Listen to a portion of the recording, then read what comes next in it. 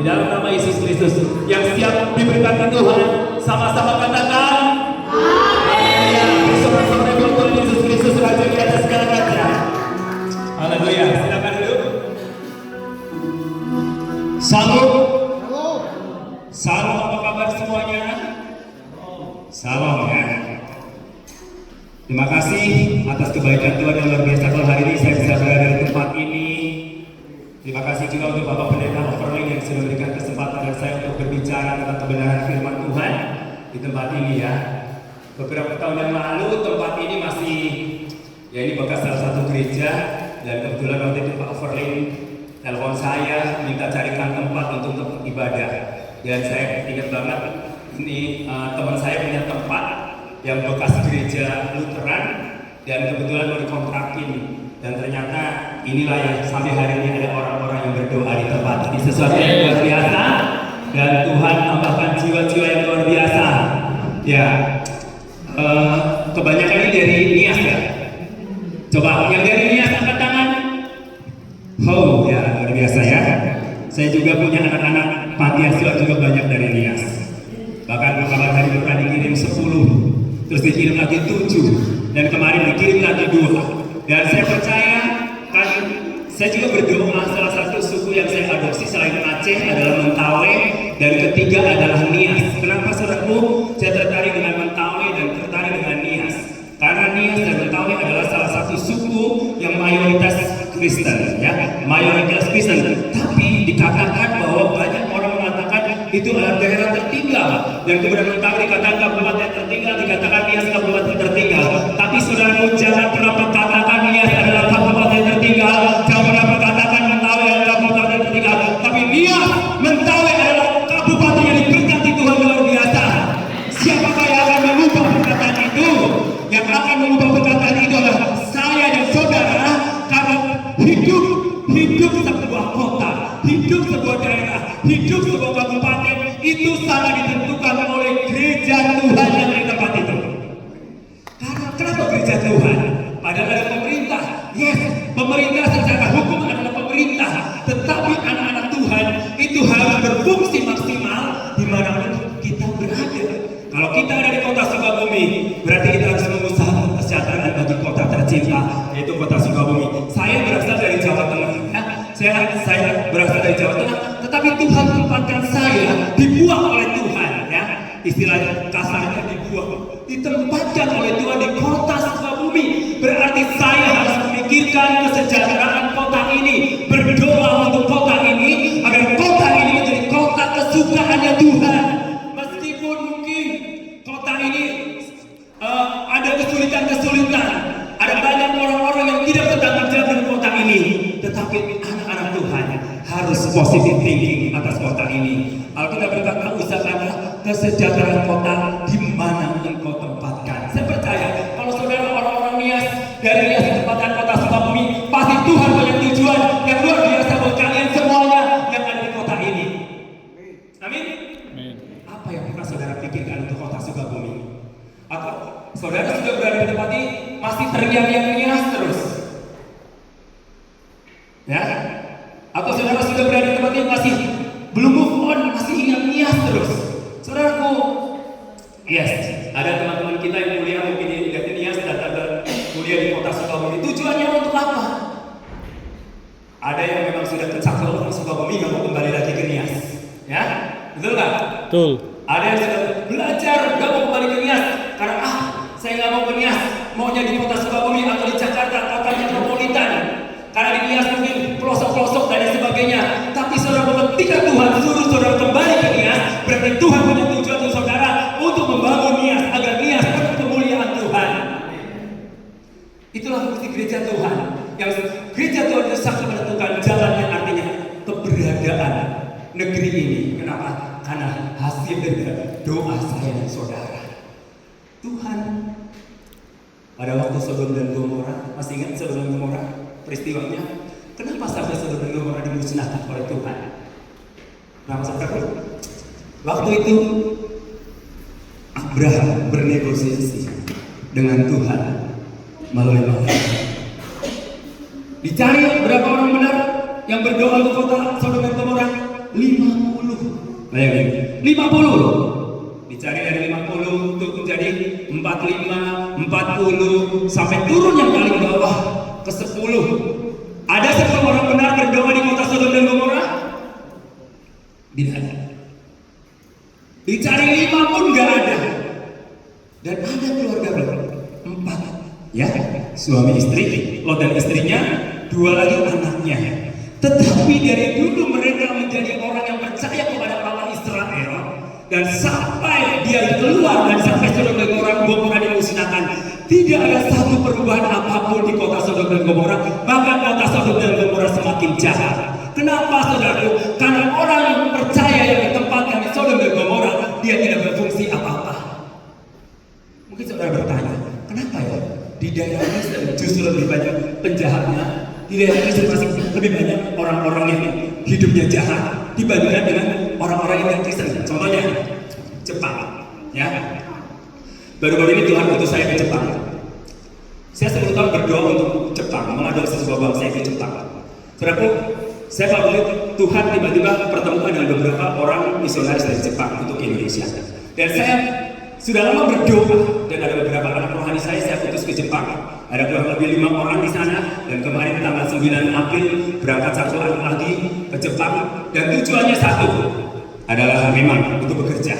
Dan kedua, harus anak-anak Tuhan yang pergi ke Jepang harus melayani Tuhan dan mencari jiwa untuk Tuhan. Saudara, Jepang itu salah satu negara, meskipun Jepang itu bukan orang Kristen semuanya, bahkan mungkin hanya 1% penduduknya Kristen, bahkan dikatakan dia yang tidak kenal tentang mungkin Tuhan Yesus Kristus. Tapi saudaraku, anehnya kehidupannya itu jauh lebih tertib daripada daerah-daerah Kristen yang ada di Indonesia. Bahkan kadang-kala anehnya orang-orang Kristen yang datang dari Indonesia Timur ke Sukabumi kadang-kala bikin kacau, udah mabuk lah, udah ribut lah, itu ya saudaraku. Tapi saya percaya orang-orang ini adalah orang-orang yang penuh hadirat Allah, sehingga akan Allah berubah untuk kota Sukabumi di mana saudara berada. Dan pada waktu saya ke Jepang di sana, sama sekali mereka tertib semuanya, tertib semuanya. Anak-anak sekolah nggak perlu dijemput sama orang tuanya karena nggak ada penculik di sana. Tapi kalau di Indonesia, kenapa semua ibu-ibu, bapak-bapak pada sibuk jemput anak-anaknya? Kenapa, saudaraku? Karena takut diculik. Di Indonesia, di Jepang mereka pada pulang semua anak kecil naik sepeda sendiri, ya kan, karena sudah ada jalur sepedanya. Dan kemudian mereka kalau nyebrang, kalau itu orang nyebrang itu nggak boleh sembarangan. Kalau Indonesia kan nyebrang, wah asal nyebrang aja gitu kan, mau lampu merah, mau lampu hijau, kita tetap nyebrang. Di sana nggak bisa. Tertib dan teratur, dan WC-nya itu yang paling nggak ada sampah satupun, dan nggak ada tempat sampah dimanapun. Tempat semua orang yang buang kotoran itu harus dibawa pulang, nggak boleh dibuang sembarangan. Nah, saudaraku, toiletnya aja bisa kayak hotel, bisa saya tidur di toilet kayaknya enak nih. Soalnya bersihnya minta ampun, dan baunya nggak ada sama sekali bau kencing. Coba kalau masuk toilet umum di Indonesia, hah? Harum nggak? Harum banget, ya kan? Dan di restoran, apalagi ya kan? Nggak semua. Jadi saya mau katakan bahwa mereka tidak kenal Tuhan Yesus, tapi hidupnya jauh lebih tertib daripada orang-orang yang kenal Tuhan Yesus Kristus. Kenapa? Karena dari kecil ternyata mereka dididik untuk karakter mereka. Karakter mereka. Kalau Indonesia kan pendidikannya ranking berapa? Ranking berapa? Ranking berapa? Ya kan? Mamanya sibuk. Anak ranking berapa? Anak ranking berapa? Masih kecil. Udah nih jejelin PR yang banyak, ya kan? Itu nggak pekerjaan. Jadi anak-anak pulang sekolah jam 1, terus les lagi sampai jam 3, sampai jam 4. Kapan waktu bermain anak-anak? Itulah Indonesia yang sedang terjadi seperti itu. Tapi kalau di Jepang enggak. Di Jepang itu dimulai pendidikan karakter dari awal sampai usia 4 SD, ya. Mereka nggak dijejelin PR, nggak dijejelin macam-macam. Mereka hanya pendidikan karakter, bagaimana menghormati orang tua, bagaimana mereka menghormati sesama, bagaimana mereka taat dan tertib untuk pada pemerintah, pada lalu lintas. Jadi hidupnya tertib sekali, dan mereka tidak acak-acakan. Dan mereka pergi ke mall pun enggak. Mereka mungkin ada yang minum, tapi nggak ada yang di jalan-jalan. Ada tempatnya masing-masing. Nah, saudara yang terkasih dalam Tuhan Yesus Kristus, saya mengatakan begini, saudaraku, bahwa Tuhan bisa pakai kita lebih dahsyat dari mereka. Anak-anak Tuhan yang berbeda, kita udah kenal Tuhan. Kenal Tuhan, apa sih kenal Tuhan? Saya mau tanya. Semangat. Saudara, tahu Agnes Monica? Tahu ya? Kenal Agnes Monica? Kenal? Follow IG-nya nggak? Hah? Nggak. Ada yang follow IG-nya Agnes? Kalau saudara follow, di follow back sama Agnes? Nggak di follow. Kenapa? Kenapa nggak di follow back? Nggak kenal. Katanya kenal. Saudara follow IG-nya Pak Overlin nggak? Kenal nggak Pak Overlin? Kenal ya. Nah, harus bedakan kenal dan tahu. Kenal sama tahu beda nggak? Saudara tahu Jokowi? Kenal Jokowi nggak? Enggak. Jadi harus beda. Saudara tahu Yesus? Tahu.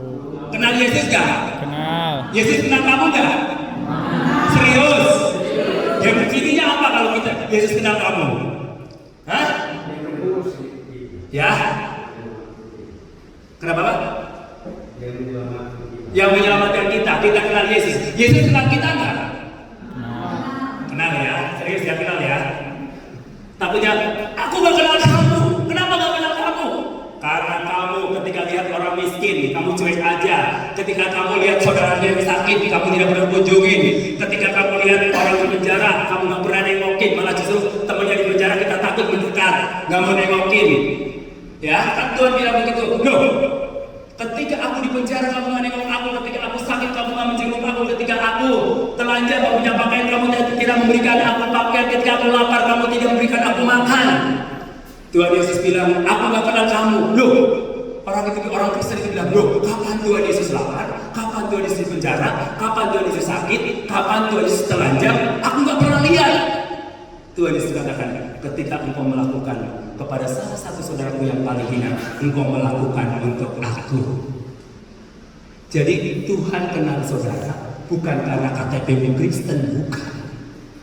Tuhan kenal saudara bukan karena saudara rajin ke gereja, bukan. Karena banyak orang yang ke gereja hanya topeng bahwa dia Kristen, ya kan? Tapi bukan itu yang Tuhan mau. Tuhan mau hidup kita benar sesuai dengan menyenangkan hati Tuhan, menyenangkan, menyukakan, sehingga membuat Tuhan itu kenal kita. Nah, kenal kita itu apa? Yaitu Tuhan mengenal kita benar-benar. Saudara mungkin tidak tahu. Kalau tahu itu hanya sekedar tahu. Oh ya tahu. Saya tahu Agnes Monica. Saya tahu Pak Jokowi. Saya tahu Pak Prabowo. Tapi saya nggak kenal dia, nggak kenal beliau. Karena apa? Belum pernah kenalan dan belum pernah makan bareng, belum pernah main bareng. Ya, tapi saya kenal. Saya tahu Pak Overlin. Saya kenal Pak Overlin karena saya pernah duduk bareng, ngopi bareng. Saya pernah ngobrol bareng. Saya pernah cari tempat ini bareng. Jadi kenal dan tahu itu beda, ya. Kalau kenal pasti tahu. Tapi kalau tahu belum tentu. Yes. Jadi kalau saudara tahu Yesus, yes, Yesus itu juru selamat. Betul. Kita semua orang yang mengakui, kita yang di sini pasti mengakui bahwa Yesus adalah juru selamat. Tapi apakah kita benar-benar kenal sungguh-sungguh Tuhan? Ya. Kita belajar dari satu kebenaran firman Tuhan, temanya yang diberikan oleh Pak Overlin, kesetiaan Tuhan meskipun doamu tidak dijawab. Nah, ini orang yang kenal Tuhan itu nggak peduli doanya dijawab atau tidak, itu nggak jadi masalah. Kenapa? Karena udah kenal Tuhan ya, bahwa Tuhan itu selalu memberikan yang terbaik untuk saya dan saudara, yang terbaik. Ketika doa kita nggak dijawab, berarti satu kemungkinan karena ada dosa yang menghalangi doa kita. Alkitab berkata apa? Bukankah tangan Tuhan tidak kurang panjang untuk menolong kita dan telinga Tuhan tidak kurang tajam untuk mendengarkan doa kita? Tetapi yang menjadi penghalangnya apa? Dosa kita. Ya, kedua, kenapa doa kita tidak dijawab? Karena kemungkinan bahwa doa kita tidak dijawab karena doanya tidak sesuai dengan kebutuhan kita. Kita harus tahu antara kebutuhan dengan keinginan. Saudara, ketika saudara tidak punya rumah, saudara akan berdoa mobil atau rumah? Rumah. Hah? Rumah. Kenapa berdoa untuk rumah? Karena saudara beli mobil, kalau nggak punya rumah, nggak ada tempat untuk parkir. Betul nggak? Nyewa lagi. Betul? Ya itu bedanya kebutuhan atau keinginan. Kalau rumah berarti itu kebutuhan. Kalau mobil berarti tapi kalau sudah punya rumah, perlu mobil karena mau bekerja kehujanan, mau kantor kehujanan, kepanasan, pengen yang sejuk dengan AC. Nah, mobil kebutuhan atau keinginan? Kebutuhan, ya, kebutuhan. Kalau sudah waktunya saya beli mobil, asal bisa, mau kredit ke, mau lunas ke, yang penting bisa bayar. Jangan tiba-tiba karena maksain ditarik sama leasing baru kita jalan. Nah, karena keinginan kan, mungkin belum waktunya. Nah, saudara, jadi ada doa, kenapa tidak dijawab oleh Tuhan? Satu, karena dosa. Kedua, yaitu karena mungkin bahwa apa yang kita doakan tidak sesuai dengan kebutuhan kita. Mari buka Alkitab kita di dalam Daniel pasal 3 ayat 17 sampai 18. Daniel pasal 3 ayat 17 sampai 18. Boleh tampilkan dari multimedia? Oke, baca sama-sama. Sudah mendapatkan? Ya, saya akan baca 2, 3.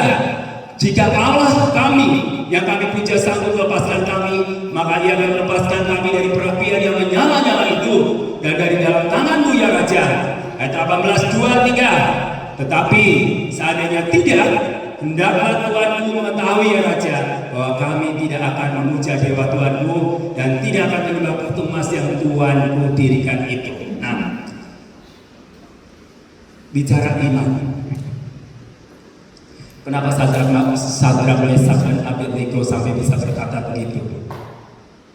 Karena ada iman. Iman yang bagaimana? Iman yang tangguh, iman yang mengandalkan Tuhan. Ya, iman. Apa arti iman? Arti iman apa? Kitab Ibrani 11 ayat 1.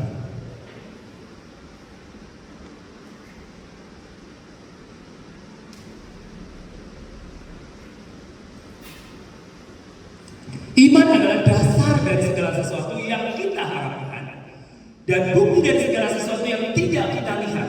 Jadi dasar dari segala sesuatu yang kita harapkan. Saya mau tanya kepada saudara, saudara kenapa percaya Yesus? Apakah saudara pernah bertemu dengan Yesus secara physically, face to face? Siapa yang di sini pernah bertemu dengan Yesus? Nggak ada ya? Tapi kenapa saudara percaya Yesus? Oh, karena orang tua saya percaya, jadi saya ikut percaya. Kenapa saudara percaya Yesus? Kenapa? Itu sudah tanda tanya. Kenapa saya percaya Yesus? Itulah iman. Meskipun kita tidak pernah bertemu dengan Yesus, meskipun kita tidak bertemu face to face dengan Yesus, muka dengan muka, tapi saya percaya, saudara percaya bahwa Yesus ada. Itulah iman. Nah, dasar dari segala sesuatu yang kita harapkan dan bukti dari segala sesuatu yang tidak kita lihat.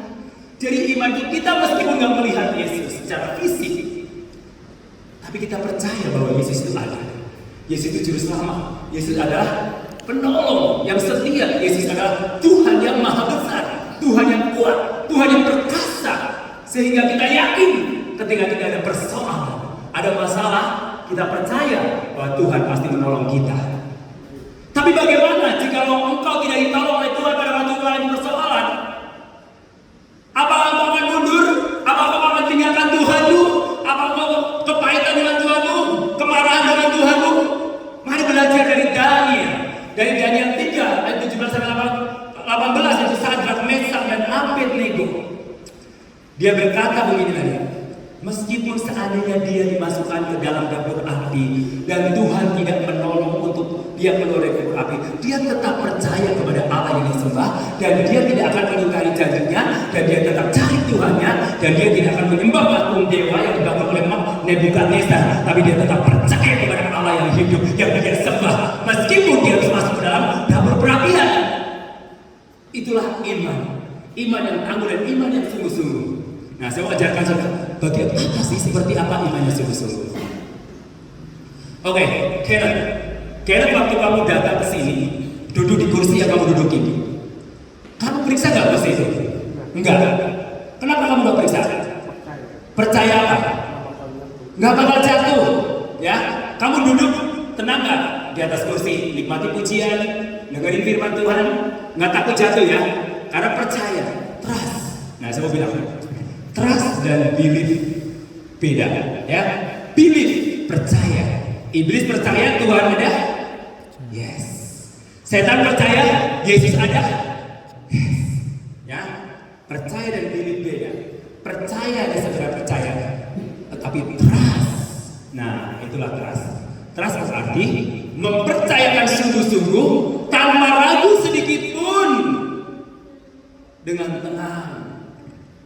Dengan tenang segala beban berat kita pertaruhkan dan letakkan di bawah kaki Yesus, bahkan di pundak Yesus. Kita percaya 100% tanpa ragu sedikit pun. Nah, itu yang dialami oleh Sadrak, Meshak, dan Abednego. Dia disuruh menyembah patung yang terbuat dari emas, patung yang dewa yang terbuat dari emas.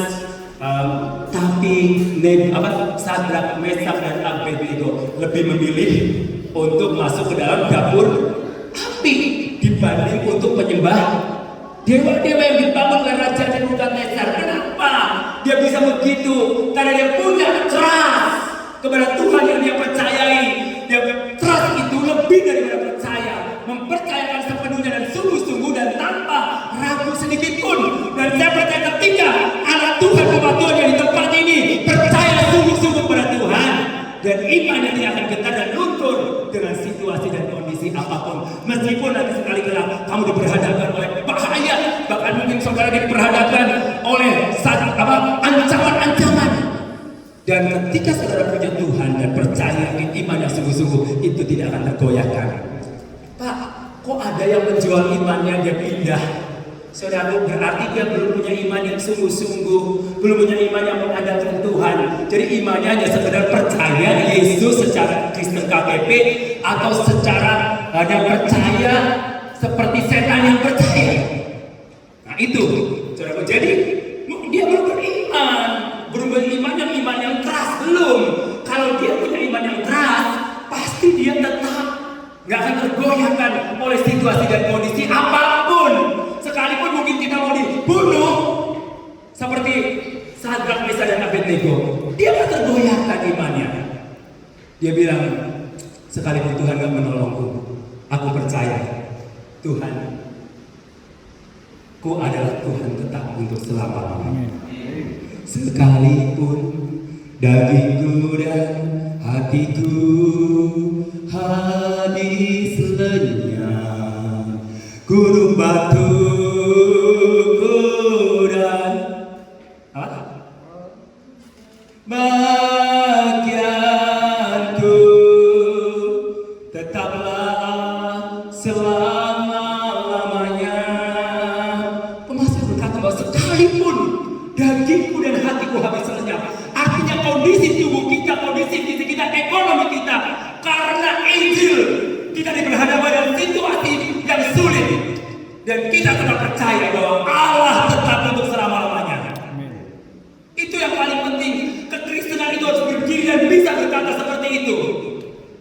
Saudara, di akhir zaman ini akan banyak nabi-nabi palsu, akan banyak orang-orang terseret dan tidak kenal Tuhan lagi.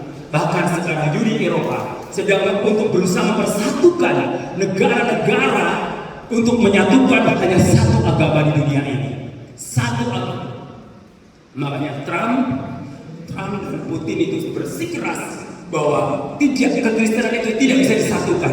Karena kekristenan percaya, akulah jalan kebenaran dan hidup. Tidak ada seorang pun yang datang kepada Bapa kalau tidak melalui aku. Semua agama mengajarkan kebaikan, tetapi yang mengajarkan bahwa keselamatan siapa? Yesus Kristus. Yesus Kristus. Kekristenan itu sebenarnya bukan agama. Kekristenan itu bicara pengikut Kristus, relationship. Dan kekristenan muncul itu pada waktu di Antioquia, ya. 1 Korintus 11 ayat 26. Disebut Kristen. Kristen itu adalah pengikut Kristus, dari kata Kristianos, pengikut Kristus. Jadi kenapa dikatakan Kristianos, pengikut Kristus? Karena hidupnya menjadi serupa dengan Kristus.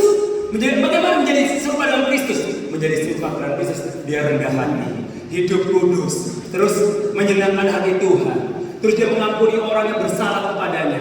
Dia mengampuni dan tidak ada kebencian dengan orang-orang di sekelilingnya. Kalau saudara perhatikan dan pelajari kisah para rasul itu, dan 1 Korintus juga dipelajari, di situ di sana dijelaskan bahwa kekristenan itu bukan agama, tapi kekristenan bicara relationship. relationship, hubungan. Maka saudara berkata Kristen, tapi hubunganmu tidak baik dengan sesamamu, dengan temanmu, dengan tetanggamu, berarti saudara kekristenannya belum trust kepada Tuhan sungguh-sungguh. Dan itu dibuktikan dengan salib Kristus. Salib Kristus bicara cross, bicara apa? Vertikal, itu hubungan dengan siapa? Tuhan. Manusia dengan Tuhan. Dan horizontal, bicara hubungan sesama manusia. Makanya dari salib itu di Matius 22 37 sampai 39. Kasihlah Tuhan Allahmu dengan segenap hatimu, dengan segenap kekuatanmu, akal budimu, jiwamu, pokoknya seentelomni dan kekuatanmu. Dan yang kedua adalah kasihlah sesama manusia seperti dirimu sendiri. Jadi bukti bahwa kita cinta kepada Tuhan, trust kepada Tuhan, mengenal Tuhan dengan benar, dibuktikan saudara cinta kepada sesamamu. Jadi ketika engkau berkata, aku mengasihi engkau Tuhan, aku cinta engkau Tuhan, tetapi engkau masih bermusuhan dengan teman-temanmu, bermusuhan dengan suamimu, bermusuhan dengan istrimu, bermusuhan dengan teman-teman kuliahmu, itu Tuhan berkata, omong kosong, bullshit. Kenapa saudaraku? Yang kelihatan aja kita nggak bisa, apalagi yang tidak. Yes. Jadi kita berkata mengasihi Tuhan, dibuktikan cinta kita kepada sesama. Makanya kekristenan itu bukan bicara agama, tapi bicara hubungan. Kalau hubungan tidak sehat dengan sesamamu, berarti kekristenanmu tidak sehat. Trust, relationship, saling mengasihi, saling menguatkan. Siapa kita? Kita dalam milik Tuhan. Jabatan kita apa? Saudaraku, semua kedudukan, jabatan, harta kekayaan di muka bumi ini bakal lenyap. Iman, pengharapan, dan kasih yang paling besar apa? Yes, yang paling besar apa? Kasih. Ya, makanya kasih itu tak terhingga. Makanya nggak salah kalau ada nyanyi kasih ibu kepada beta tak terhingga sepanjang masa, hanya dan tak harap kembali bagai sang surya menyinari dunia. Itu kasih ibu. Bayangin, kasih ibu juga seperti itu, apalagi kasihnya Tuhan Yesus Kristus menjadi kasih ibu.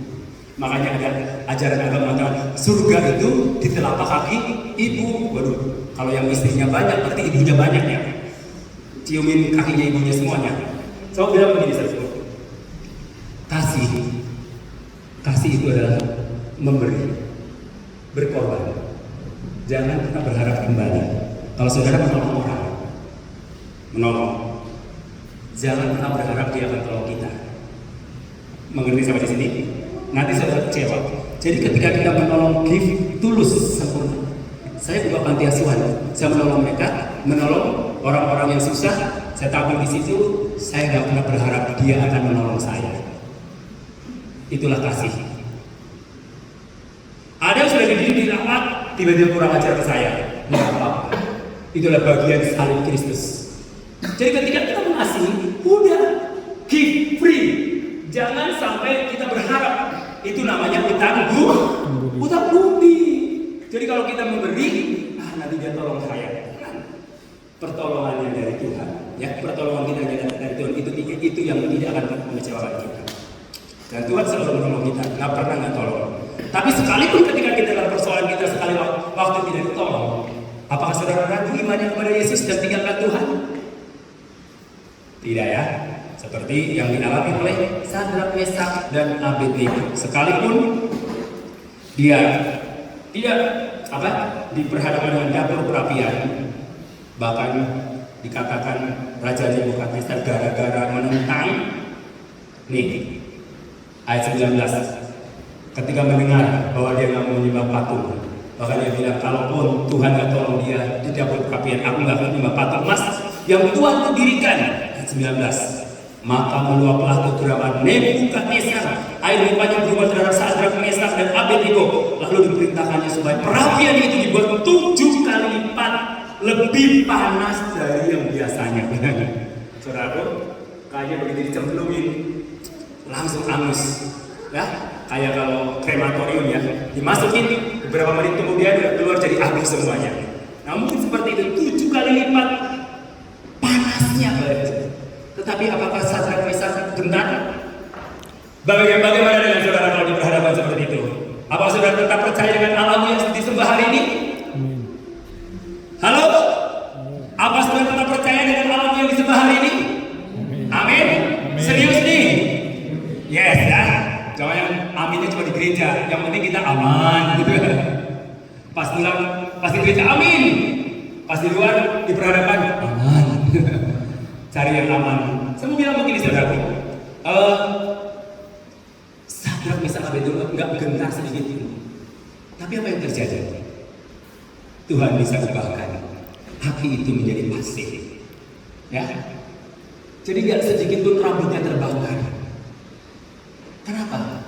Malaikat Tuhan, bahkan Nebukadnezar menyaksikan ya, coba kita dalam ayat 20 kepada beberapa orang yang sangat kuat dari tentaranya ditetapkannya untuk mengikuti Sadrak, Mesak dan Abednego dan mencampakkan mereka ke dalam perapian. Lalu diikatlah ketiga orang itu dengan jubah, celana, topi dan pakaian yang mereka yang lain dari campakkan dalam perapian yang menyala-nyala karena tinta raja itu keras. Dipanaskanlah perapian itu dengan luar biasa sehingga nyala api itu membakar mati orang-orang yang mengangkat Sadrak, Mesak dan Abednego. Yang mati malah orang-orang yang mengangkat Sadrak, Mesak dan Abednego. Terus tetapi ketika orang itu yakni Sadrak, Mesak dan Abednego jatuh ke dalam perapian yang menyala-nyala itu dengan terikat. Dengan terikat saudara. Kalau mungkin tidak bisa lari Sadrak, Mesak dan Abednego.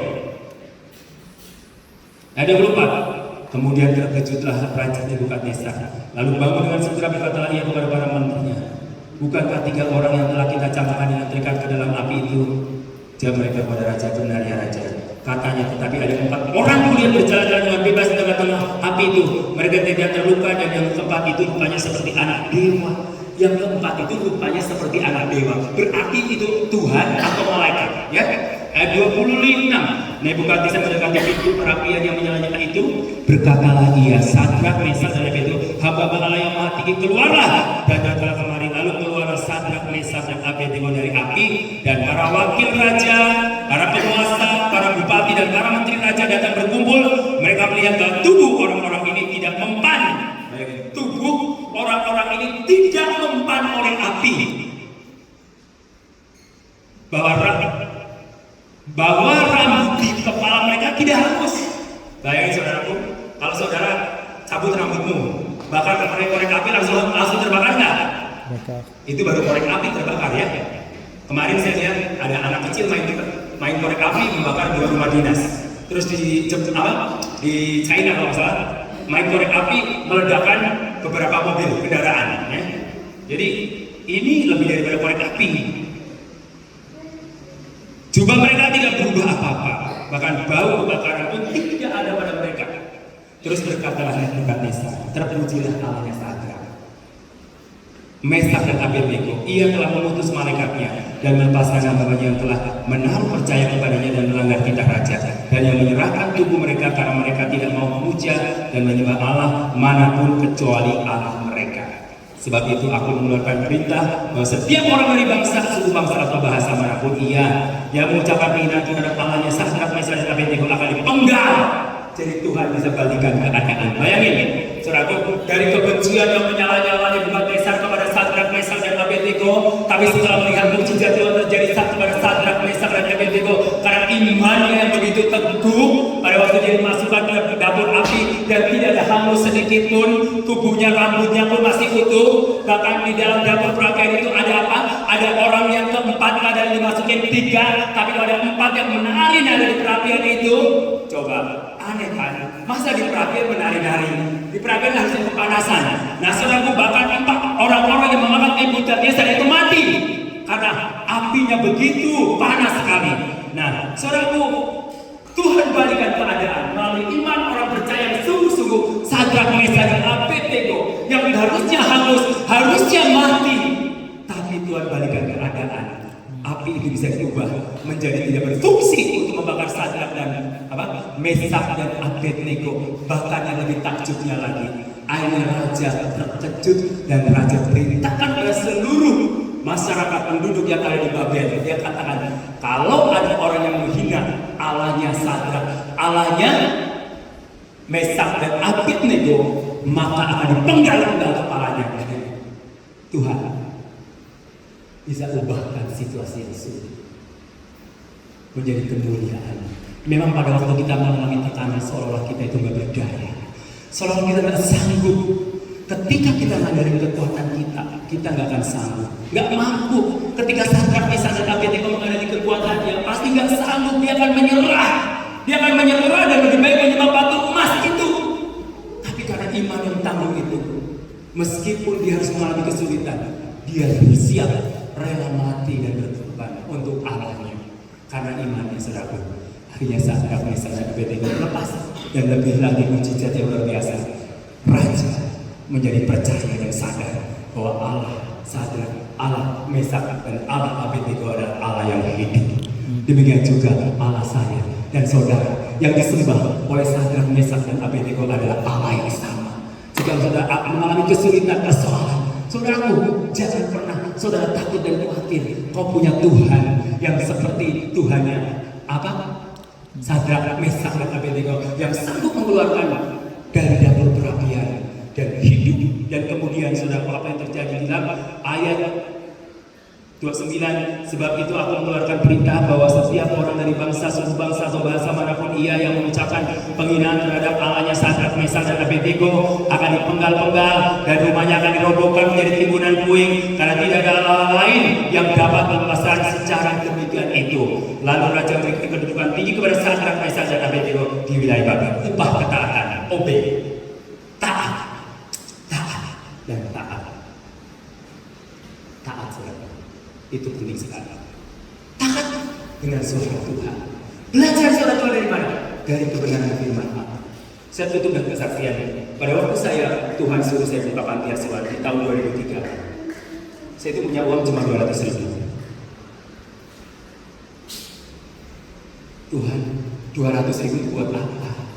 Sekarang anak-anak panti itu makan 200.000 mana cukup sebulan, ya kan? Tapi saya berdoa, Tuhan, saya nggak mau dirikan panti asuhan. Karena panti asuhan itu dana banyak.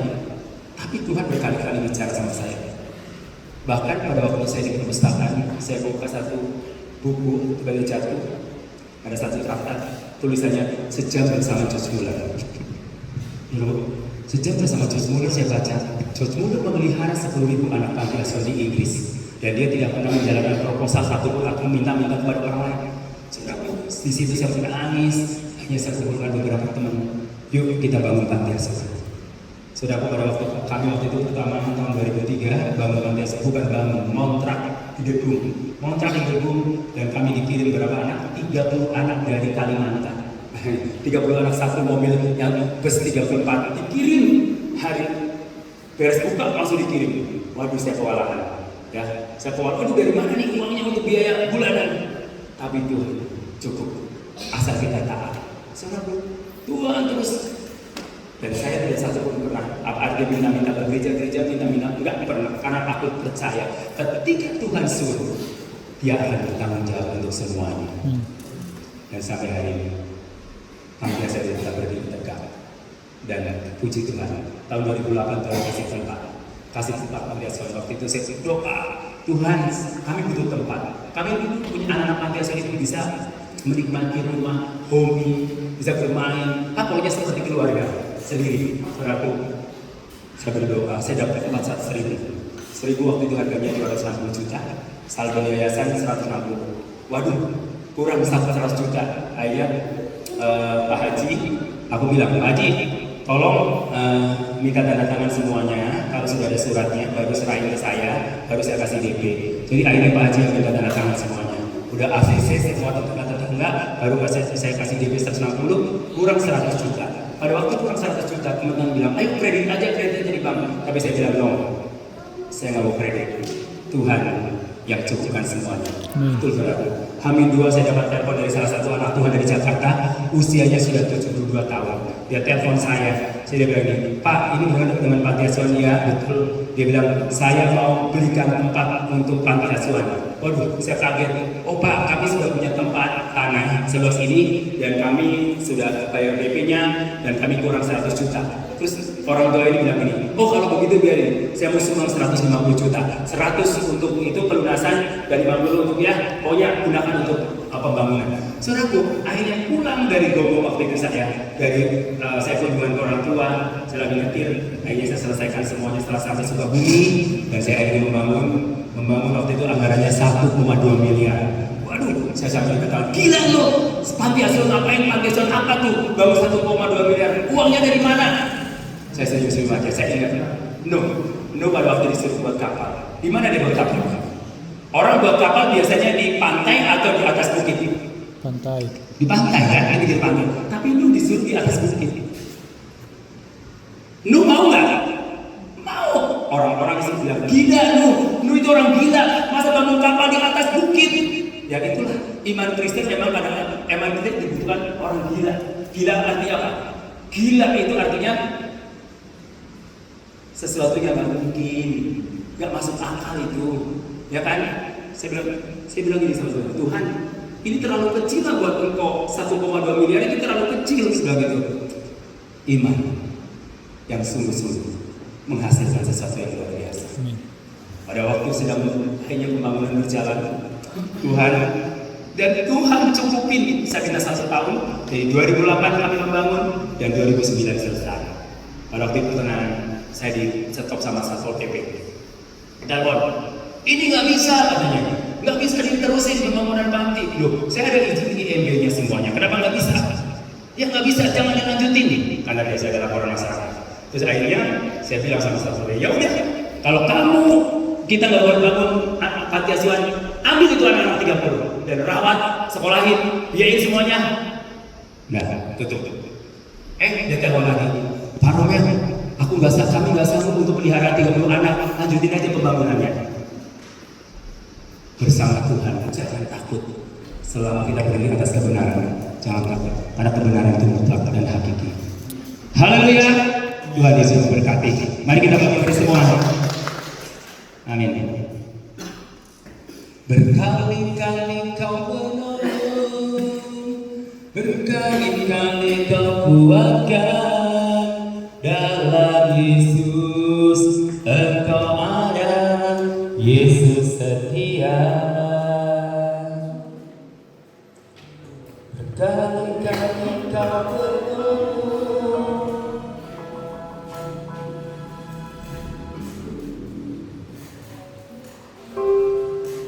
Boleh kita ambil ini?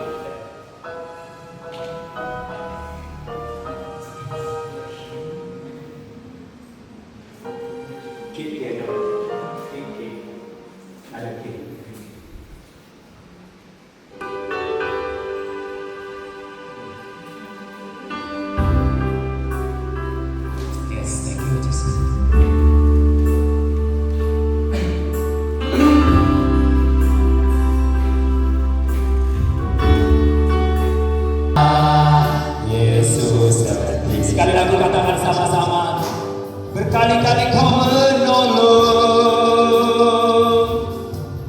berkali-kali kau menolong,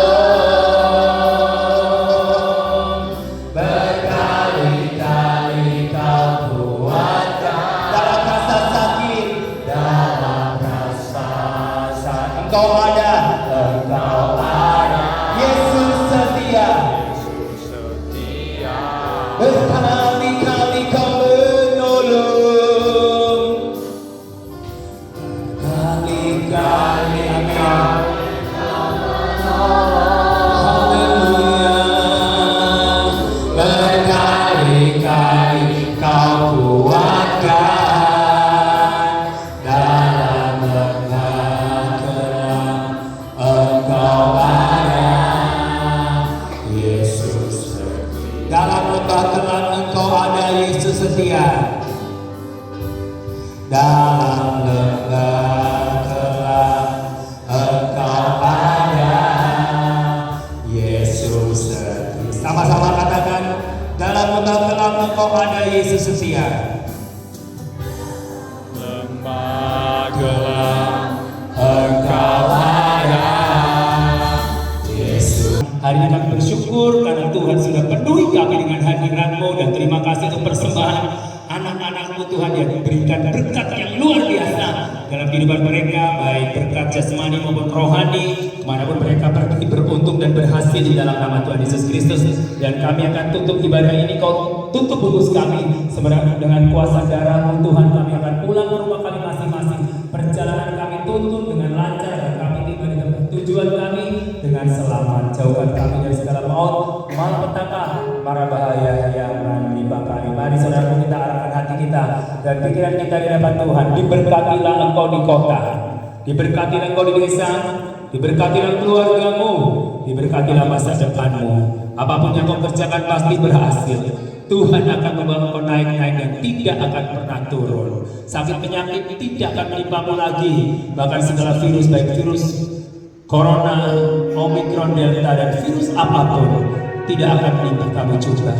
Saudara yang kasih, pulanglah dan terimalah berkat kasih dari Allah Bapa, anugerah di dalam Tuhan Yesus Kristus, persekutuan serta penghiburan dalam Roh Kudus menyertai saudara-saudara yang mulai siang ini sampai Maranatha Tuhan Yesus datang yang kedua kalinya. Haleluya. Amin.